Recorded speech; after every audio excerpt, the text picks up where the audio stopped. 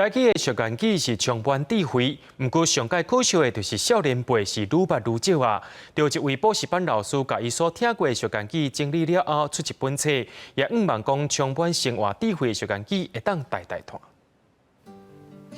扫地扫壁角，洗面洗耳孔。比如讲，通常咱伫扫地时，咱拢是扫较大面积，然后较细节的所在，比如讲黑暗面，咱常常拢会无注意，无看到。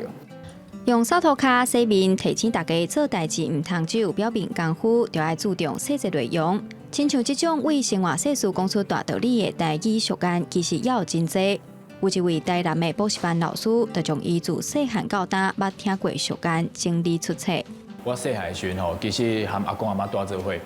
细汉嘛听因讲真侪有关咱台语的一寡故事，吼，佮一寡俗语的部分，嘿，佮加上讲吼，我家己开补习班，对高中、国中、国小的囡仔拢有服务，真侪较少年的囡仔吼，其实因即马拢无啥会讲台语。咱人只要一工进步0.01吼，咱一当咱就会进步37倍。周朴伫教册过程发现，即马会晓讲台语的囡仔愈来愈少，所以希望用趣味的俗谚，互囡仔轻松接触学习台语。因为我是希望讲这本册会当推广互愈侪少年朋友因了解，所以伫内底第一个就是我有经一寡大家较有听过，吼第二部分就是嘛是爱有